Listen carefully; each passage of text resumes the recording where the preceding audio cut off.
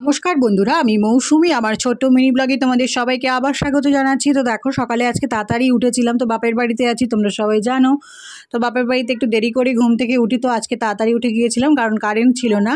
তো সেই জন্য তো উঠে দেখো একটু চা খেয়ে নিলাম, মার জন্য আর আমার জন্য করে নিয়েছিলাম চাটা।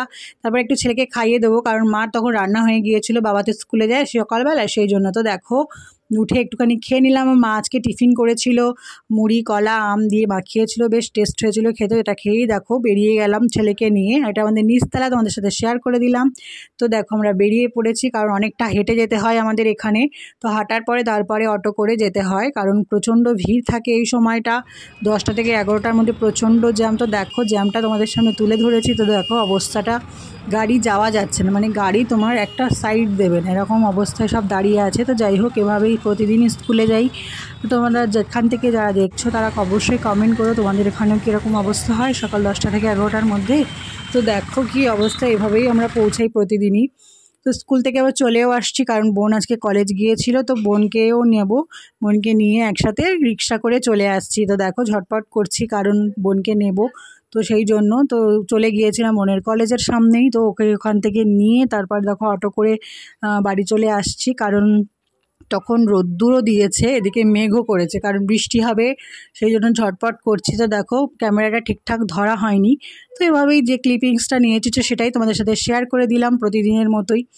তো দেখো এইভাবে বাড়ি চলে এলাম। তো বাড়ি আসার পরে প্রতিদিন যেমন তোমাদের সামনে লাঞ্চ থালিটা পরিবেশন করে দিই, সেইভাবেই পরিবেশন করে দিচ্ছি। তো দেখো আজকে আমার মা লাঞ্চে রান্না করেছিল, সাদা ভাত করেছিল আর স্যালাড দিয়ে প্রতিদিন সাজিয়ে দিই, তো সেটাই তোমাদের সামনে সাজিয়ে দিচ্ছি। তো আজকে মা বিশেষ কিছু রান্না করেনি কারণ বলেছিলাম একটু কম রান্না করতে, কারণ মার শরীরটা ভালো না। তো দেখো যাই হোক এভাবেই রান্না করেছিল কারণ মেয়ে আছে বাড়িতে, তো মেয়েরা থাকলে তো অনেক কিছু রান্না করে মায়েরা। তো যাই হোক দেখো আজকে মা রান্না করেছিল সাদা ভাত আর করেছিল আলু ভাজা। ছেলে আমার খুব পছন্দের আলু ভাজা, গোল গোল করে আলু ভাজা খেতে খুব পছন্দ করে। আর সবজি ডাল করেছিল, সবজি না এর মধ্যে আলু পেঁপে এইসব দেওয়া ছিল কারণ আমার ছেলেটা পছন্দ।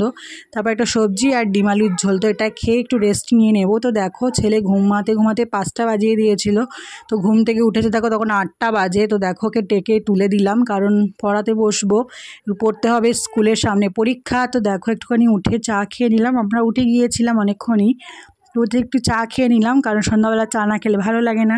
তোকে একটু পড়াতেও বসবো কারণ পরীক্ষা এসে গেছে। তো আজকের এই মিনি ব্লগটা এই পর্যন্ত থাকলো, ভালো লাগলে সবাই একটু লাইক কমেন্ট করে দিও আর সবাই সবার পাশে থেকো, সবাই খুব ভালো থেকো। শুভরাত্রি, আজকের মতো টাটা।